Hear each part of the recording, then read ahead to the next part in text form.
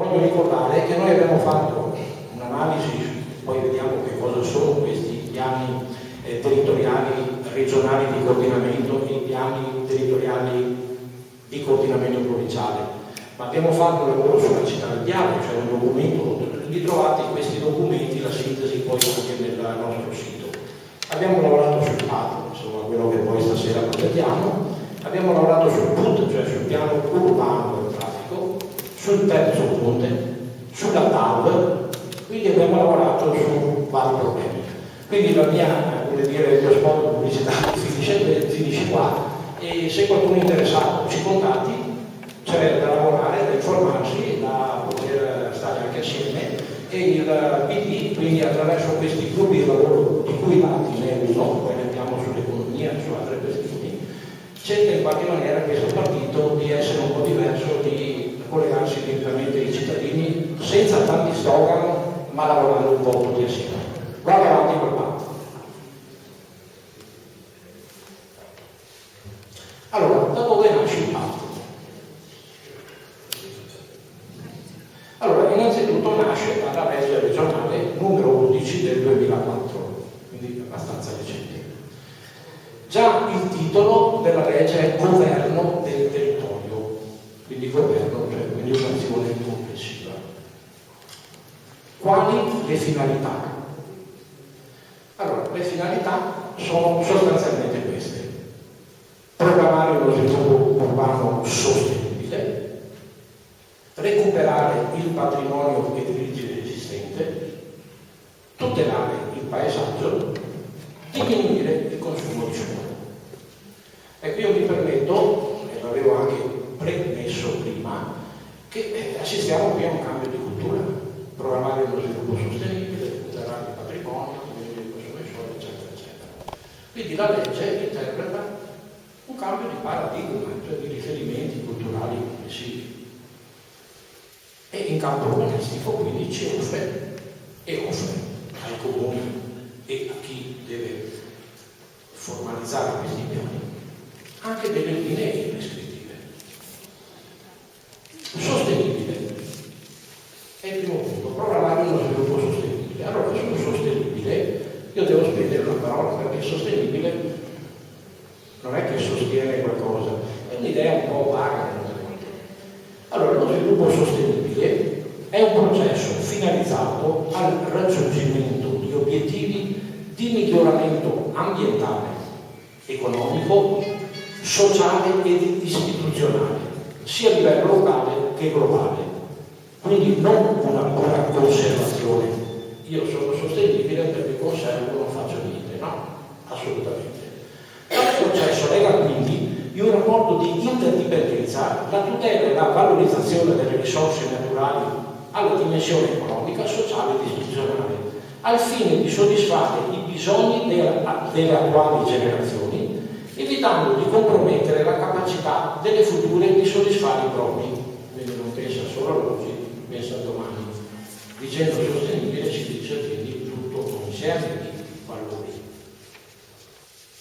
In questo senso la sostenibilità dello sviluppo è incompatibile in primo luogo con il degrado del patrimonio e delle risorse naturali, che di fatto sono esauribili, ma è anche con la violazione della dignità e della libertà umana, con la povertà e il declino economico, con il mancato riconoscimento dei diritti e delle pari opportunità. Cioè, quando si dice sostenibile, io ho cercato di riassumere che sono scritte, ma si vuol dire tutto questo, non si vuol dire solo conservazione, controlla che si possa fare. Sì, si può fare a condizione che. Diminuzione del suolo è l'ultimo punto. Beh, insomma, noi siamo tutti veneti, San Donatesi, più o meno sono miracoli economici, boom, modello nord-est, non mi dilungo, non voglio fare sociologia politica, dico solo che tra capannoni, strade, centri commerciali, zone di nuova residenzialità, il Veneto ha cambiato negli ultimi 20 anni completamente il volto. La legge dice diminuire il consumo di suolo, quindi la legge dà delle prescrizioni. Io quello che sto cercando di fare adesso è cercare di, nelle mie modeste capacità, di trasmettere i contenuti di questa legge, che io ritengo molto importante e che per la formazione di PAT, come dire, detta anche delle regole, per cui non è che magari uno vede, ma il PAT che hanno fatto al comune X o Y contiene un sacco di cose. No, non contiene un sacco di cose. Ha dei requisiti minimi da soddisfare alla legge regionale, altrimenti non può essere. Quindi anche il nostro PAT deve soddisfarli, poi vedremo se li soddisfa o se li interpreta un po' a modo suo. Allora andiamo avanti. Ora noi ti ricordo quali principi, le finalità le abbiamo viste, vediamo i principi. Allora i principi sono molto semplici, sono la sussidiarietà, l'adeguatezza e l'efficienza. Tra le parole uno dice, vabbè, ho capito, no, non diamo per scontato che ho capito. Almeno su due io devo soffermarmi. Sussidiarietà. La sussidiarietà è un principio regolatore e in alcuni sistemi di scienza politica specialmente è tale per cui se ad un ente che sta più sotto è capace di fare qualcosa, l'ente che sta sopra, per noi provincia o regione, deve lasciare fare questo compito, anche sostenendone eventualmente l'azione. Quindi è un concetto complementare al federalismo che va, come dire, segnalato. La sussidiarietà, quello che posso fare io, se tu sei sopra non lo devi fare, lo faccio io, lo devi fare io. E questo è importante, questo è un principio contenuto nella legge. Adeguatezza, magari mi direte, non spiegate, ma è ovvio, vuol dire adeguato. No, è meglio soffermarsi anche su questo termine. Adeguatezza. Il principio di adeguatezza nel campo del diritto amministrativo stabilisce che l'entità organizzativa che è potenzialmente titolare di una potestà amministrativa deve avere organizzazione adatta a garantire l'effettivo esercizio di tale potestà. L'adeguatezza va considerata sia rispetto al singolo ente, sia rispetto all'ente associato con altri enti per l'esercizio di funzioni amministrative. Quindi adeguatezza è già un concetto un po' complicato. Efficienza, questo devo risparmio, cioè quando dice almeno che le cose si funzionano, verifichiamo che funzionano e andiamo avanti adesso. Se quelle erano le finalità della legge, questi principi, vediamo come raggiungerli. Allora, il metodo per raggiungerli è la semplificazione dei procedimenti amministrativi, l'adeguatezza degli strumenti informatici, il coinvolgimento dei cittadini e la responsabilizzazione dei comuni. Anche qui, semplificazione dei procedimenti amministrativi, ma mi sembra abbastanza chiaro, insomma non devo fare 14 carte per costruirli in due stanze, no? Adeguatezza dei strumenti informatici, mi sembra che sia, come dire, dovuto da parte dell'amministrazione, se non altro essere messi in rete, eccetera, eccetera, avere una sburocratizzazione e una informatizzazione dei procedimenti amministrativi. Va bene. Responsabilizzazione dei comuni, mi sembra il minimo, cioè che devono essere responsabilizzati, coinvolgimento dei cittadini. E qui la legge detta dei criteri che sono, secondo me, da significare, cioè da valutare. Cosa vuol dire in realtà coinvolgimento dei cittadini? Vuol dire sostanzialmente concertazione e partecipazione. Allora, per la concertazione, quanto per la PLC, è in riferimento agli enti pubblici territoriali, cioè io non posso fare un patto indipendentemente da quello che pensa il consorzio della bonifica, che pensa il consorzio della residenza. No, non posso. Devo concertare, cioè assieme a loro, sentendo le esigenze, devo quindi pianificare, ma con questa concertazione. Mentre per la partecipazione è riferita al confronto con le associazioni portatrici di interessi collettivi e con i cittadini. Cioè io faccio il piano, però non è possibile che non senta anche chi è il portatore di interessi. Cioè, lo posso influire, però dico, se no non devo farli partecipare. Come si applica in pratica la legge numero 11? Allora, con la pianificazione, in qualche maniera era già scontato, ma è proprio la pianificazione. Vediamola. Mediante cosa? Mediante il patto, che è il piano di assetto del territorio, oggetto della nostra discussione. Il piano degli interventi, i PUR sarebbero i piani urbanistici attuativi, i patti, che sarebbero i piani di assetto del territorio però intercomunali, territoriali e i piani territoriali regionali di coordinamento. Questo un po' fa il quadro riassuntivo un po' della legge, quello che prevede come pianificazione. La regione, il comune, passi e fai tutte queste cose. Io cerco di andare anche un po' veloce per venire un po' nei limiti un po' che ci siamo dati. Ecco, devo subito dire che per quanto ci riguarda il PAT, quindi il piano assetto del territorio, il PI, il piano degli interventi, il PUA, cioè il piano urbanistico attuativo, costituiscono il PRC, cioè la legge, il legislatore regionale non ha voluto cambiare nome, ha detto chiamiamolo, continuiamo a chiamarlo piano regolatore generale, però è costituito da queste cose. Anticipo subito che noi praticamente siamo a conoscenza e possiamo discutere con quanto proposto dall'amministrazione solo sul patto, perché il piano degli interventi, vediamo dopo, non è stato presentato, e i PUA come strumenti attuativi, li vediamo dopo, sono come dire una conseguenza del piano degli interventi. Vado avanti. Il metodo quindi di cambiamento del PRC, io l'ho chiamato così per assimilazione, cioè una volta assimilo quello che riesco a cambiare e va a formare il nuovo contenitore che è il nuovo piano regolatore. Entriamo nei vari piani. Piani di assetto del territorio, cosa deve contenere? Contiene tutte queste cose, cioè sono molte cose, moltissime cose.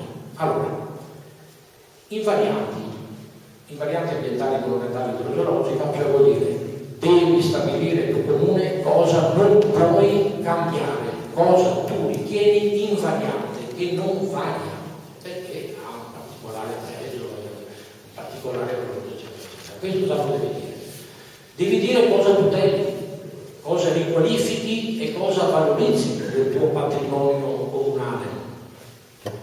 Devi dirmi se hai degli ambiti per formare dei parchi. Devi anche dirmi quali sono i limiti della trasformabilità delle zone agricole. Tu non puoi trasformare quello che vuoi, devi trasformare seguendo alcuni criteri e anche alcuni rapporti tra le zone trasformabili e le zone che fanno parte del territorio comunale.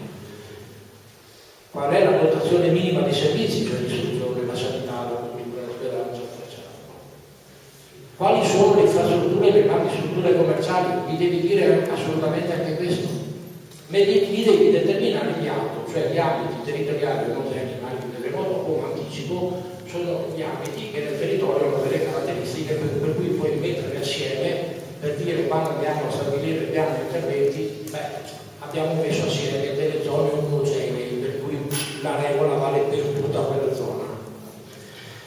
Definisce le aree di sviluppo insediativo e di riqualificazione, definisce la perequazione e la compensazione, qui mi fermo un attimo perché vedi sono anche qui paroloni. Perequazione.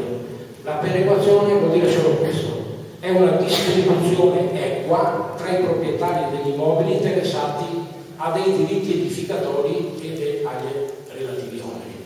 Quindi se noi siamo un gruppo che vogliamo realizzare qualcosa dobbiamo in qualche maniera procedere a una perequazione. Poi c'è anche la compensazione, invece questo riguarda sempre la rete, cioè nel caso di vincolo preordinato all'esproprio è evidente che c'è l'esigenza da parte del proprietario che è stato assoggettato a questo vincolo espropriativo di recuperare l'adeguata capacità edificatoria e in questo caso il comune riesce a compensare. Contiene inoltre sempre il PAT la realizzazione di programmi complessi che possono essere sviluppati nel comune, i criteri per i siti di reti e servizi di comunicazione elettronica, non mi dilungo perché quello è la richiesta che ha fatto Renato prima e quindi ne ha già parlato, e la normativa di carattere strutturale. Questo sostanzialmente è il patto, cioè cosa deve contenere. Quali sono i tempi di realizzazione? Il legislatore dice che i tempi di realizzazione è una previsione del CERT. Il patto dura una decina d'anni. Andiamo adesso all'altro piano di interventi che non è stato presentato qui a Sala Italia. Anticipo anche che l'amministrazione quando ha presentato il fatto ha detto ma non è un gran problema, tanto il piano regolatore attuale diventerà piano di interventi, dimenticando, forse barando, che l'attuale patto è molto diverso rispetto al piano regolatore attuale, non prevede il terzo ponte, non prevede una serie di cose per cui è difficile dire sarà diverso. Però è il piano di interventi quello strumento che dice io qui vado a costruire proprio questo tanto. Non lo dice il piano d'assetto del territorio che quindi fa una filosofia a scala maggiore. Il piano di interventi è quello che puntualmente dice vicino a casa tua si può costruire, no, vicino a casa tua, vicino a casa dell'altro, eccetera, eccetera. Attualmente non c'è, capite tutti che è molto interessante, interessa anche, come dire, va a intaccare interessi cospicui. Attualmente questo non è stato presentato, è stato annunciato e sostanzialmente sarà l'aspetto di oggi. Cosa deve contenere? E vado veloce. La suddivisione territorio di zone omogenee, l'abbiamo già visto. Individuazione di PUA, piani attuativi che vediamo dopo, definizione delle trasformazioni, cioè quanto devo costruire, la definizione delle opere pubbliche, cioè in quel comparto, in quella zona, quanto, come e penso di costruire opere pubbliche, la definizione delle aree produttive e la disciplina degli interventi nei centri storici. Questo è il piano degli interventi. Quali tempi di realizzazione? E qui c'è un elemento importante. I tempi di realizzazione sono circa 5 anni, ma dopo tale data decadono tutte le previsioni e vincoli. Tanto per capirci, se io a casa di Tizio ho previsto, per esempio per lavoratore, che ci sia un indice determinato di edificabilità, lui assoggettato all'ICI e dice io pago sempre l'ICI, ma qua nessuno costruisce, cioè io continuo ad avere una terra che potenzialmente può esprimere anche la capacità economica, ma come dire, non è nessun beneficio. Ecco, qui dopo 5 anni si resetta tutto e si procede alla revisione del piano di interventi. Quindi chi prima aveva la capacità edificatoria poi non lo verrà più, perché chiaramente se dopo 5 anni nessuno ha ritenuto interessante investire e realizzare. A cosa servono questi piani urbanistici attuativi? Allora servono a definire l'organizzazione urbana di un insediamento sostituendo i piani particolarizzati, i piani di insediamenti produttivi, i piani di recupero. Cioè, attualmente se voi andate in comune oppure avete anche varie informazioni urbanistiche, ci sono decine di tipologie di piano, cioè c'è un WhatsApp incredibile. Ecco, il legislatore cerca di dire, ma tanto chiamiamoli con lo stesso nome, poi cerchiamo di accordarli. Questi vengono però a valle del piano degli interventi. I tempi di realizzazione ovviamente sono sempre biennali, decadono a meno che non si sia già iniziato a costruire, eccetera, eccetera. Cosa importante, possono essere di iniziativa pubblica o di iniziativa privata. In realtà sono quasi tutti di iniziativa privata, a meno che non interessi parti di lavori pubblici o altro. Cioè nel senso privato dice su questo comparto io penso di fare, ti propongo, vedi, meglio, compenso, eccetera, eccetera. Abbiamo visto. Piani di assetto del territorio intercomunale, patti. A cosa serve? Io sono particolarmente affezionato, lo dico subito dopo, vedrete con questi patti.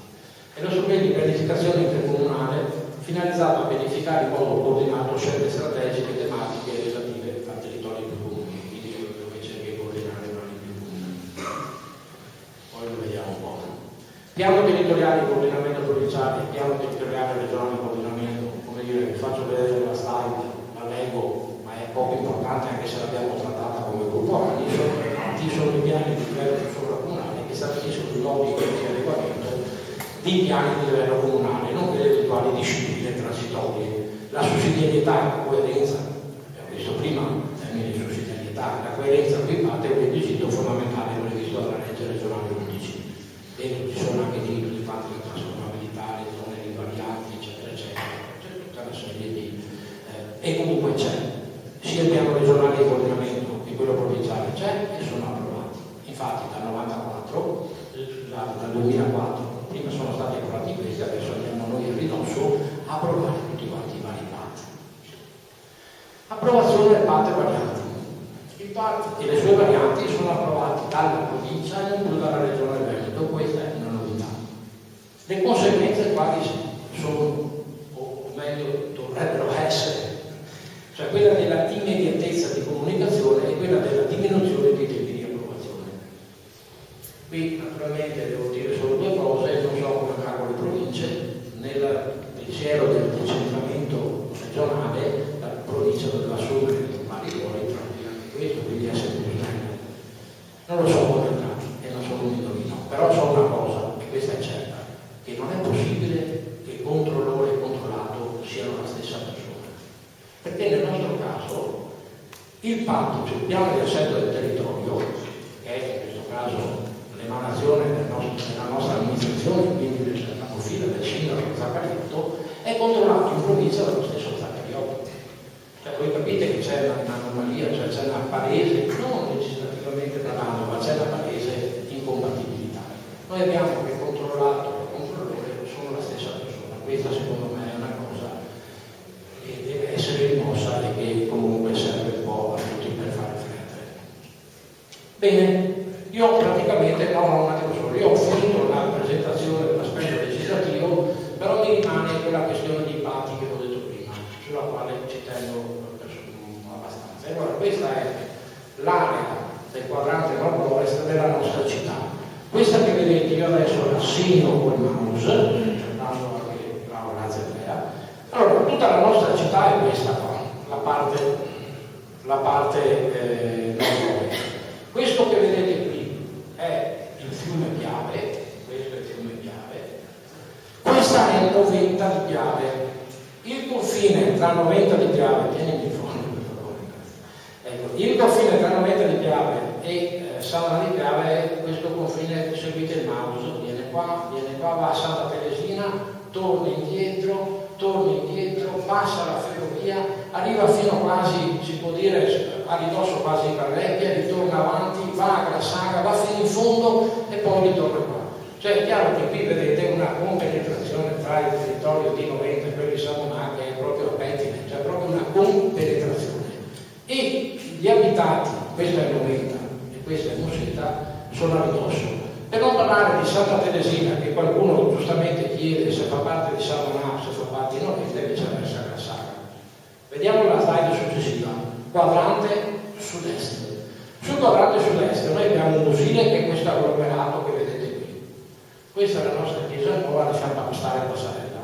E qui c'è una specie di lingua che vedete, che è dove ho scritto dopo il ponte, c'è una lingua, c'è una specie di inclusione del territorio di Musile nel nostro pezzo di terra, del nostro feudo, del nostro comune. E poi c'è tutta questa cosa seghetata che rappresenta sempre la parte destra, anche del destro del nostro territorio. Allora, la domanda è, questi patti, cioè questi piani di assetto territorio intercomunali, sono proprio inutili? Probabilmente no. Infatti, abbiamo visto, Noventa a ridosso di Museta e di sinistra Piave i loro territori si compenetrano. Destra Piave, Musile a ridosso del centro di Sant'Anna e in destra Piave i loro territori si intersecano. Allora la domanda che tutti dobbiamo porci è, a prescindere dai servizi sociali che i comuni piccoli non garantiscono, a prescindere dai bilanci dei comuni, da tutte queste questioni qua, ma in termini urbanistici, quello che vi ho rappresentato, i patti sono proprio inutili? Questa è la domanda. Questa è la visione dal satellite della nostra città. Questa è Noventa di Piave, vedete? Questa è Fossata di Piave, questa è Sant'Anna di Piave e questa sotto qua è Musile di Piave. Leggetelo voi, ma io ho scritto perché non si vuole mettere che Fossata di Piave, Musile di Piave, Noventa di Piave, Sant'Anna di Piave sono un'unica città. E questo è, come dire, una posizione dirimente. Se si assume questo, il patto va in una direzione, se non lo si assume, va in un'altra direzione. Grazie per l'attenzione.